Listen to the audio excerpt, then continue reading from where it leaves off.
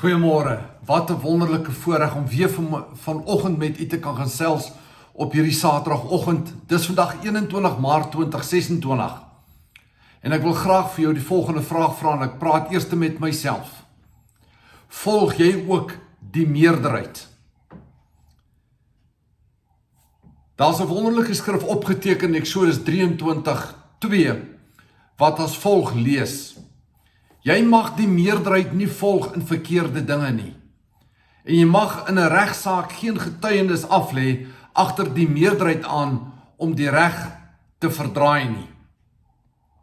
Ek wil graag vir jou hierdie teksvers ook aanhaal uit die Geloof in Aksie Bybel wat dit dalk miskien bietjie meer makliker maak om te verstaan. Jy moenie iets doen omdat almal dit doen nie. Jy moenie saam met almal iets doen as jy weet dit is verkeerd nie. Jy moet ook nie met almal saampraat wanneer hulle die waarheid verdraai, net omdat jy wil hê hulle moet van jou hou nie. Ek dink die inhoud hiervan spreek vir sigself. Liewe mens, een ding moet ons verstaan. As mense gaande is oor iets, as die wêreld gaande is oor iets, moet jy maar weet, dis nie van God afkomstig nie. Dan's dit net wêreldsake. Dink maar aan 'n dag soos Halloween. Dis dalk miskien nie 'n dag wat baie gevier word hier in Suid-Afrika nie, maar in Amerika is dit iets afgrysliks, as ek dit so mag uitdruk. Waar hulle dit vier en dis maar met hulle reg. Dan sê die woord vir ons baie duidelik, ons moet nie in die verkeerde dinge deel hê nie. Ons moet nie dit navolg nie. Want soos ek reeds gesê het, as mense gaande is oor iets, dan kan jy maar aanvaar, dis nie van God af nie. Met ander woorde, dis verkeerd.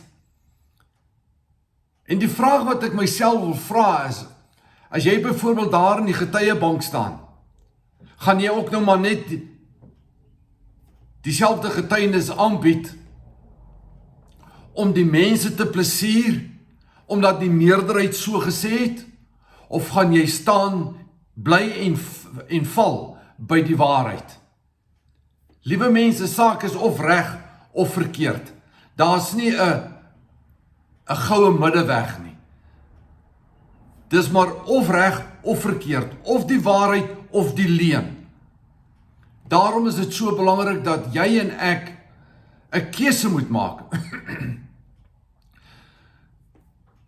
Of is dit ook 'n kwessie van Galasiërs 1:10?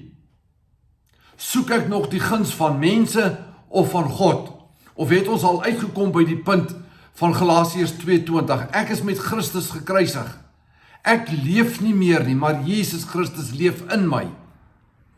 Want as hy in my leef, dan sal ek die waarheid navolg, ek sal dit bedink en ek sal dit spreek. En uiteraard dan doen die waarheid en nie die leuen nie. En dit bly 'n persoonlike keuse. Baie dankie dat jy vanmôre na my geluister het. Shalom.